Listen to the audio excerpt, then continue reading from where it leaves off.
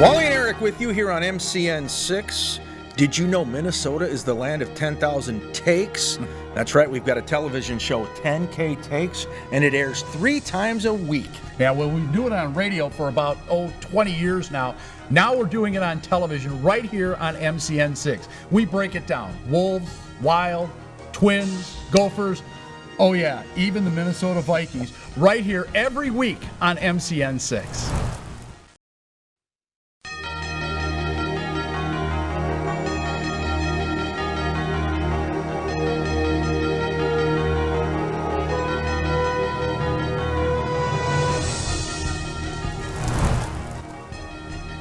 From the land of frozen lakes, this is 10,000 Takes, brought to you by Minnesota Score Radio. Wally and Eric back for yet another week as we slice and dice the always busy, always topical, super saturated Twin Cities sports scene. And normally we're on the radio, but we're back on television. Another episode. They're allowing it. Yes, indeed. They're desperate. Yes. Desperate to fill up some of the airtime. Well, we can do that. We're good at that. The good news is we have plenty of content. Our plate is overflowing with topics. And wow. How about the weekend? Ooh. The NFL had playoff games all across the map. Good thing the Vikings weren't playing. No, they would have messed it up. Yes. Every game was a walk-off. I mean, you had 3 games come down to winning field goals, and then the final playoff game, the one in KC, was overtime. Patrick Mahomes out-dueling Josh Allen. I mean, it may have been the greatest divisional round of playoff games in the history of the Shield. Yeah, it was fantastic. I mean, you couldn't walk away from any one of them. The Tampa game, it looked like Tampa was dead and buried, and they come back and make a game of it, and lo and behold, the Rams end up winning it anyway. And then, of course, as you mentioned, the Chiefs game was ridiculous. I mean, that was just unbelievable. Yeah, that was a ping pong match. I mean, it was back and forth, everything happening basically in the second half. And I think we saw how elite Patrick Mahomes is, never gets rattled by anything. But Josh Allen was right there with him. And one of the coolest things was right after the game, when the Chiefs walked it off, Mahomes ran through the scrum on the field at Arrowhead, and he found Allen. Yeah. And he embraced him, and he said, you're a stud. And you played your heart out. And I think there's a lot of respect between those guys. It may be, moving forward, what we saw with Peyton Manning and Tom Brady for many playoff matchups. I was thinking about that exact same thing. We saw those two go head-to-head for years, and Brady got his Super Bowls, and Manning got his. But this is the dawning of a new era insofar as dominance. Obviously, Patrick Mahomes has been there a few times already. 4 straight AFC championship games now, at home, no less. Yeah, impressive, and they're going to host Cincinnati Sunday at Arrowhead. So I like the Bengals, great story, but it's going to be difficult for them to go in there and get a victory. And if Cincinnati does win and somehow San Francisco knocks off the LA Rams at SoFi, you could have Cincinnati and San Francisco meeting in the Super Bowl for the 3rd time. I know. It's been a long time. It was 89 the last time they made that? Yeah, that was a Joe Montana 49ers team. And then, of course, the beginning of the Bill Walsh Camelot days, the dynasty, was the game at the Pontiac Silverdome, your favorite venue in Michigan. Oh, boy. That was way back in time. It's the only time they had 2 winning teams in that stadium at the same time. Exactly, because the Detroit Lions as a franchise haven't gotten close to a Super Bowl. They have 1 playoff win in the last 50 years. Well, and I'm going to pivot out of that because obviously to the east of us, just across the frigid St. Croix River, winter got a lot longer and colder in Wisconsin as the top seed Packers were toppled by the 49ers on that frozen tundra. Green Bay's lost their mystique playing January home games. They aren't very good right now at Lambeau in playoff games. They've been bounced a lot. But I was thinking about this. San Francisco's battle-tested. You look at the NFC West. The Rams and Cardinals and 49ers made the playoffs, and your last-place team was Seattle, and they're not bad, right? And they've been a Super Bowl team in recent years. The NFC North is marshmallow soft. The Vikings are below average. The Chicago Bears are a disaster. And the Detroit Lions are one of the worst professional sports teams in the history of pro sports. Yeah. So the Packers benefit from that. Yeah, there's no question. And now it might go backwards for the Packers. They have a decision to make with Aaron Rodgers? Or does he have a decision to make? If he wants to stay in Green Bay, the Packers better figure it out. I think that's number one on the list. And number two, does he want to stay in Green Bay? And number three, does he want to even play football anymore? And I said this to you the other day. Is Aaron Rodgers' career in jeopardy? Literally. He might be on Jeopardy. Hosting Jeopardy. Yeah. Well, we know he's done it as a guest host. He probably wants to do it big picture. I'll say this, and Aaron said this a few years ago when the Packers were off to one of their slow starts. Calm down. I still believe he goes back to Green Bay. Look, this is a debacle. It's a colossal setback for this franchise that thought they were on their way to the Super Bowl. But they're still a good team. You got to remember, Devontae Adams is a free agent. They have cap issues too. Because if Aaron goes, why would Devontae stay, right? He won't. And if Devontae goes, why would Aaron stay? So I think they'll figure it out. But you're right. There's a lot of things swirling around the Green Bay Packers. So you have A-Rod out there. I thought he was average Aaron Rodgers Saturday night. Now, the real blame is the special teams. Ooh. Boy, you have a blocked field goal before the end of the half. And then you have the block punt that turns into a scoop and score. And then the capper, they only had 10 guys on the field for the last play of the game. So they can't count in Green Bay. Oh, my goodness. Well, we knew that anyway. That's all of Wisconsin. So you have average A-Rod, but you also had A-Rod at the game, the Timberwolves owner, in the stands with a Packer snow cap on that says, "Go Pack, go." He did not exactly endear himself to Minnesota's fans, did he? No. Although there's a few Packer fans in these parts as well. But, wow. In the snow, a team from NorCal gets the win. Yeah. Well, and I want to go back to the Kansas City Buffalo game. There were a couple of things in that game that, first of all, the NFL's got to change these overtime rules. Agreed. I've been saying this all along. When it looked like the game was going to go to overtime, I was texting and I said, NFL's overtime rules stink. They have to change. This is before it even started. I didn't have a horse in the race. I could care less who won that football game. But each team's got to touch the ball at least once. I'm sorry. It's unfair. And the reason for it, Eric, is not because the Chiefs won, not because the Bills could have won. It's because the NFL has changed the game so it's so offensive now. It's geared toward offense. They got what they want. So you have to change that overtime rule because it's not equal. Well, essentially, that game on Sunday night at Arrowhead came down to a coin flip. Exactly. And especially the way those teams were going at it, because defense was a rumor. I mean, neither team was playing defense. Yep. And I'm sure Leslie Frazier and Jim Spagnuolo, the D coordinators, were not happy. Question for you. Does Kirk Cousins lead either of those teams to any of those touchdowns towards the end of that game? I mean, I was thinking about that as I was sitting there watching it, and you and I had a chat with our friend Chuck Foreman on the radio, and we had this exact discussion. Does Kirk Cousins do what either Josh Allen or Patrick Mahomes did, especially with the 13 seconds? And, oh, by the way, they should have squibbed that kick, too, to kill some time. Yeah, you're right. And, oh, by the way, CBS broadcasters acting like Buffalo had it wrapped up. Did you know there were 13 ticks left on the clock? Exactly. And the other guy is named Patrick Magic Man Mahomes? Yeah. There's no way I would have said that ball game was over. Yeah. And I know that Buffalo Bills fans, the Mafia, they weren't dancing. They knew there were 13 seconds left. Yeah. This is a franchise that lived through the Music City Miracle. Yeah, absolutely. All right, well, we're just getting started. A lot coming up. We're going to talk some baseball. Heat up the hot stove on this frigid day. Tim Laudner going to join us, former Twins World Series champ. We are 10K Takes, your NFL ticket.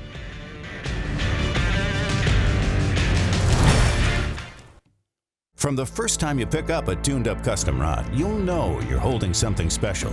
A rod not mass-produced, but built one at a time by the hands of gifted craftsmen. Rods like the Precision, ice fishing's most versatile multi-species rod, or the Precision Noodle with a tip so sensitive you'll never fish a spring bobber again.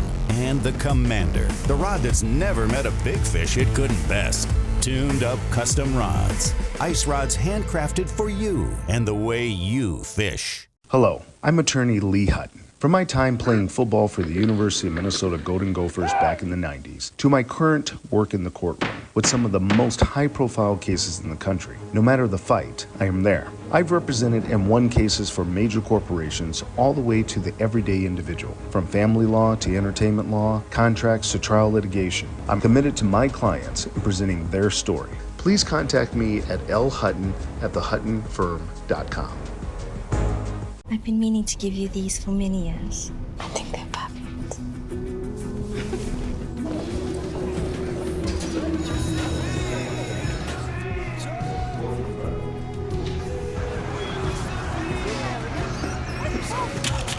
Maya?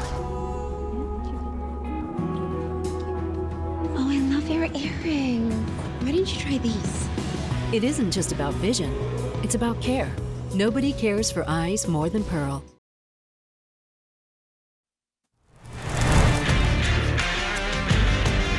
"10,000 Takes," Wally and Eric with you, and we are going to shift the discussion, talk some Major League Baseball now. And we are joined now by former Twins catcher, current Twins broadcaster, of course, part of that 1987 World Championship team, Tim Laudner. Tim, I understand you spent some time in Florida, Twins fantasy camp. How'd that go? Went great. All things considered, we missed last year. So the guys and gals were all ready to participate, play some baseball. Sunday, January 8th, we had 8 teams, and we drafted 120 players. And Wow. I think all in all, it was a pretty successful. It was a really good week. Yeah. Tim, the MLB work stoppage is dragging on, and of course you were down there in Fort Myers, which is where the Twins have spring training in the Grapefruit League.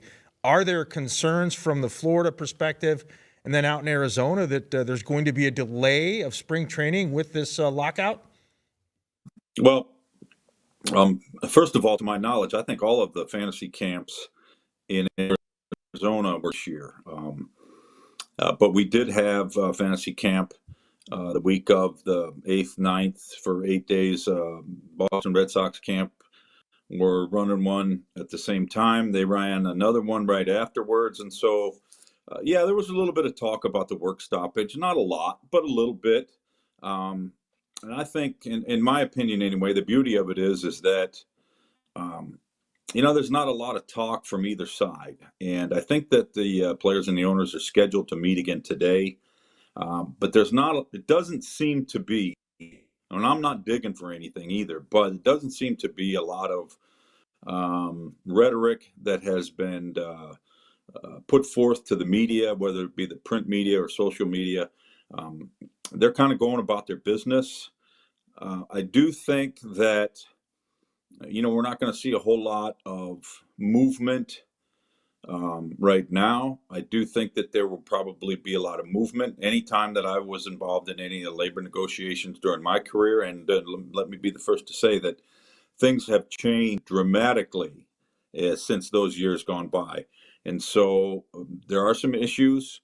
I think that both the players and the owners have a pretty good idea of what they need to do to move forward, but I don't think that we're going to see a whole lot of movement till about the 11th hour, which, in my estimation, the 11th hour is going to be right around March 1st.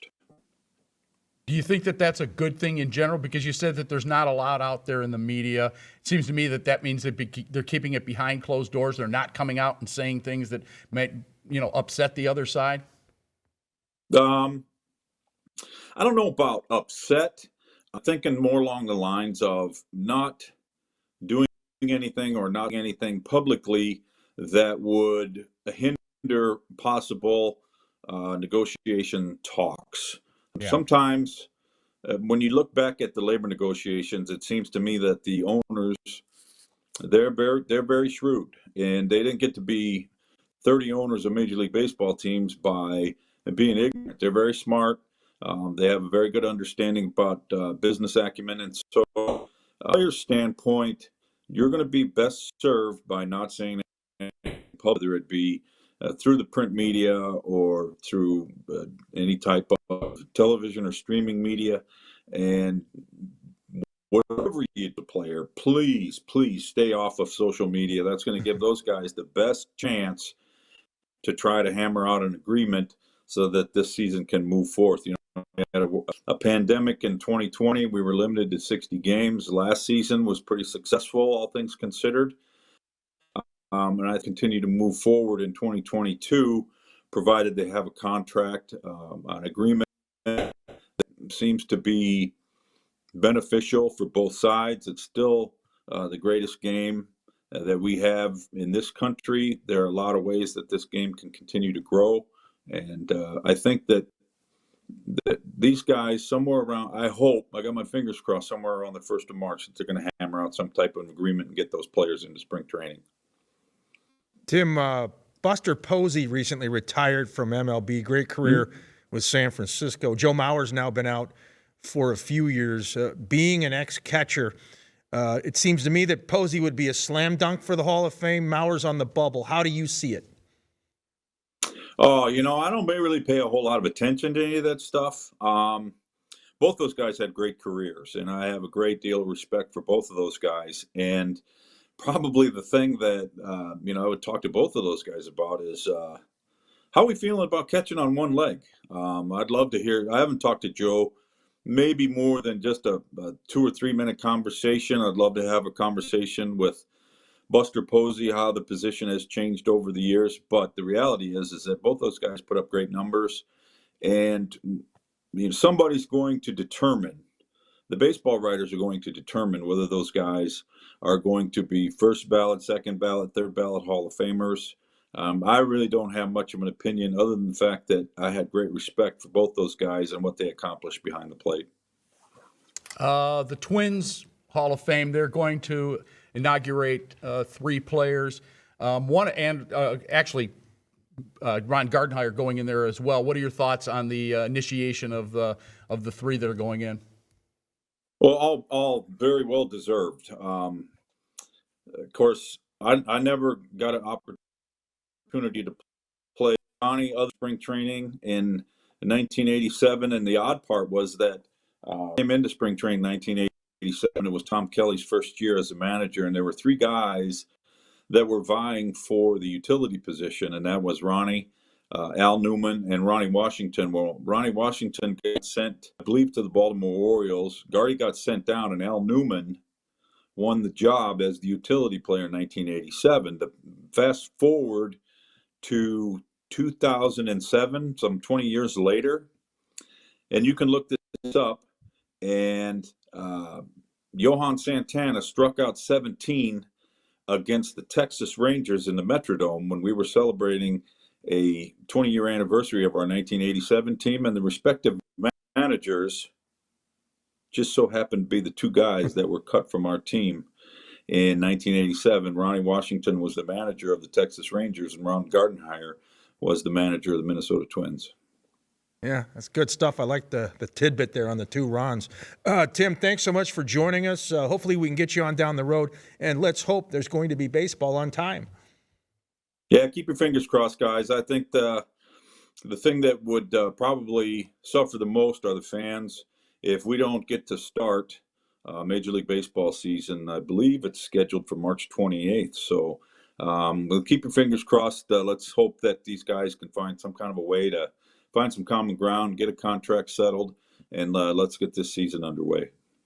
All right. Thanks again, Tim. He is Tim Laudner, former Minnesota Twins catcher, part of that 1987 World Championship team. We continue along here on 10,000 Takes, your Twins ticket. Hello, I'm attorney Lee Hutton. From my time playing football for the University of Minnesota Golden Gophers back in the 90s, to my current work in the courtroom with some of the most high-profile cases in the country, no matter the fight, I am there. I've represented and won cases for major corporations all the way to the everyday individual. From family law to entertainment law, contracts to trial litigation, I'm committed to my clients in presenting their story. Please contact me at lhutton@thehuttonfirm.com. I've been meaning to give you these for many years. I think they're perfect.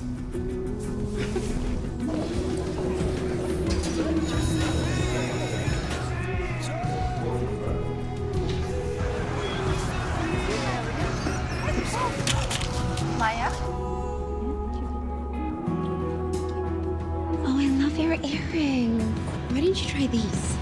It isn't just about vision, it's about care. Nobody cares for eyes more than Pearl. From the first time you pick up a tuned-up custom rod, you'll know you're holding something special.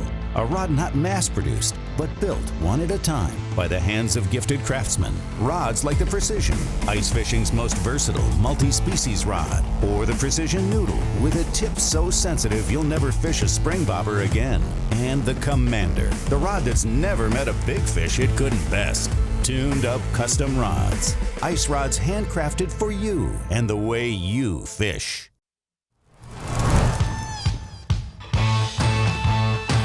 Welcome back, 10,000 Takes, the TV show, Wally and Eric. For a change, it was a winning weekend in Minnesota. Let's start out talking hockey. Hockey Day in Minnesota, of course, down in Mankato. That was part of it. But at the XL Energy Center, the Wild completed a weekend sweep of the Chicago Blackhawks. Yeah, they battered the Blackhawks on Friday 5-1 down at United Center in Chicago, and then they win in overtime thanks to Marcus Foligno on Saturday night. So they get 4 points. They play Montreal Monday night. Les Habitants come in, and boy, they have cratered. Wally, last season, they were in the Stanley Cup Finals against the Tampa Bay Lightning, and they didn't win, but they upset Toronto on their way to the finals. Right. But now, I am told they are the worst hockey team in North America. They have the worst team, the worst record in the NHL right now. No wonder they're not letting fans into the Bell Center or whatever they call it in Montreal. Forget about COVID. The real reason is nobody wants to go. Nobody wants to go because they're terrible. Yeah, that's a bad scene down there right now. But it was a good scene in Mankato. They had several high school hockey games going on outdoors at Blakesley Stadium. And then, of course, they capped it off. The big event of the night was the St. Thomas versus Minnesota State Mankato men's hockey game. That was at 4:30 in the afternoon. And Minnesota State cleaned up on St. Thomas, who has now moved into Division I hockey. All right. Back in Minneapolis, Target Center on Sunday. As I mentioned, it was a winning weekend here. We should be celebrating this. Halley's Comet just flew by. Everybody won. That doesn't happen too often. And good wins, too. I mean, you know, as you mentioned, the Wild taking 2 from Chicago, and the Wolves beating the Nets, Kyrie and company. Of course, there was no Kevin Durant, but they beat Kyrie and the Nets Sunday night, and it was fairly impressive. They were winning most of the way in that game, and a huge fourth quarter for your guy, Karl Anthony Towns. Yeah, and if you're the Timberwolves, now they're back to even Steven. They're 500. You take every win, you never throw one back, and you don't care who isn't playing for the other team, because a week ago it was Golden State who came in, and Right. Steph Curry couldn't play because of a hand injury, and they were also missing Draymond Green. But you got to take care of business. So the Timberwolves have made strides. They are going to be a playoff team, in my opinion. The Western Conference is not nearly as ultra competitive and strong as it once was. So I think they're getting in. Will it be as a play-in team, or can they go top 6? They have a shot at being a top 6 right now. They're right on the edge, so I wouldn't count them out of that. But I think you're right. I think they're definitely going to be in that play-in category, if nothing else. So that's, as far as Timberwolves fans are concerned, and we've said this before, that's a good thing. That's a parade. Yeah, not ready to throw the confetti like you are. But anyway, okay, and finally, and we can't let this segment go without talking about the Gopher men's basketball team. That is the third and final piece of a winning weekend. Peyton Willis went berserk on Saturday against Rutgers, and he had to. There was no Jamison Ballard. There was no Eric Curry. I mean, they were down to 7 scholarship players, which is the minimum. The Big Ten will not let you play unless you have at least 7, and they didn't even really know until Saturday morning. They played it. They won the basketball game, and I give Ben Johnson a heck of a lot of credit getting these guys going. And, of course, Peyton Willis, like I said, he went nuts. 32 points, 8 threes. What a great outing. Yeah, they were depleted. And the one thing that we're seeing early on with this Gopher team, and they've had their struggles until that Rutgers game, they had lost 4 straight in the Big Ten, is they are taking on the persona of their head coach. And they're a reflection of Ben Johnson. He's a gritty, blue-collar, bring your lunch pail to work kind of guy. Roll up your sleeves. We don't know what the outcome's going to be, but we know we're going to give max-out effort. We're going to dive for loose balls. We're going to deflect passes in the lane, all that good stuff that can add up to victories. So that was a big win over Rutgers. It takes me back when I was real young to the Iron 5 when the Gophers had some suspensions and they brought out 5 and they somehow won a game. Yeah, no, it was a really good win. I watched most of the game on television. I was impressed. And the Gophers continue to impress. I'm not saying that they're going to be an NCAA tournament team, but they are certainly going to be in the conversation if they play like this against whomever. Well, you need signature wins along the way. Next up, Ohio State. They're a top, I believe, 20 team. Yeah, they come to the barn later this week. Yeah. All right. Next up, our takes of the day. We got some doozies for you. Stay with us. This is 10,000 Takes, your Gopher take. I've been meaning to give you these for many years. I think they're perfect.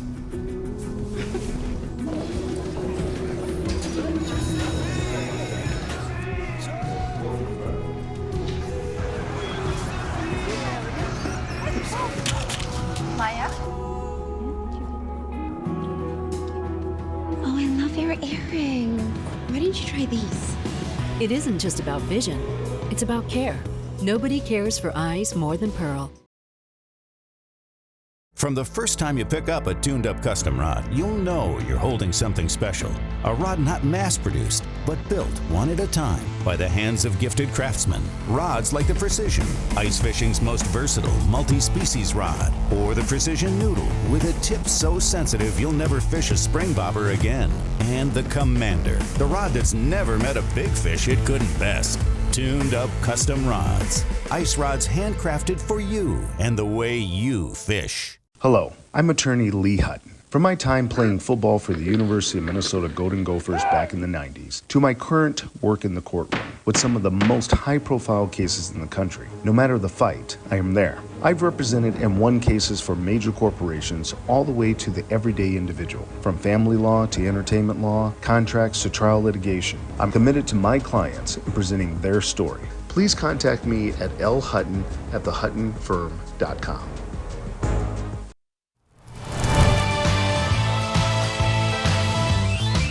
10K Takes TV. Wally and Eric with you. Thanks for joining us. All right, takes of the day. The mood meter has been plugged in. We're going to find out, are you an angry American, cranky Yankee, giddy Guardian, grumpy Guardian? What's it going to be? Well, a week ago, I told you how disappointed I was in the NFL playoffs. That wild card weekend, I called it stupid wild card weekend. You ranted and raved. I ranted and raved about it. And of course, this past weekend was quite the opposite. Great football games, all 4 games.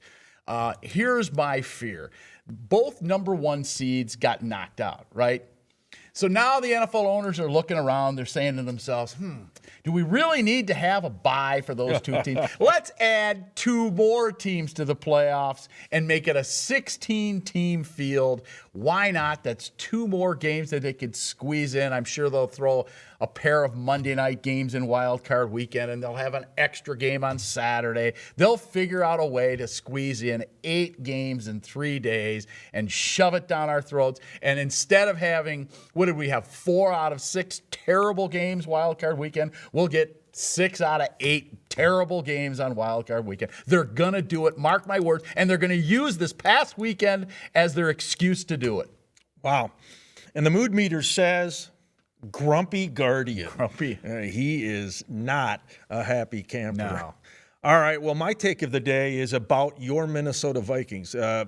Reportedly, the Purple is down from 8 candidates to 2 for the general manager vacancy. It's either going to be, if you believe the stuff coming out, Ryan Poles, who's the director of player personnel for Kansas City, or Kwasi Adolfo-Mensah, who's the VP of football operations with Cleveland. Say that fast 5 times. No. I have my opinion on this. Reportedly, Mensah is very bright. I believe he's Ivy League educated. But here's why I wouldn't go with him. First of all, he's coming from the Browns organization. Uh-oh. They're rather dysfunctional if you take a look at their history. Second of all, he's an analytics guy. Ban analytics from sports. So I'm going with Ryan Poles because the Chiefs have been an outstanding organization. 4 straight AFC championship games. They've won a Super Bowl. They've lost a Super Bowl. He's had his fingerprints on this roster that's been constructed. Ryan Poles gets it in a landslide, in my opinion. Yeah, but they have Patrick Mahomes. Yeah, but maybe he helped draft him. Oh, okay. Some of these guys he had to. Let's go with that. Yes. They also have Tyreek Hill. He's pretty good, man. Ah, yes, the Chiefs. Yeah. A lot of firepower. All right, we got to go, don't we? I believe so. All right, we'll FedEx out those thank yous. One to Rocky, one to Tim Laudner, one to our great crew behind the scenes. For Wally, I'm Eric saying this is 10K Takes, your sports ticket.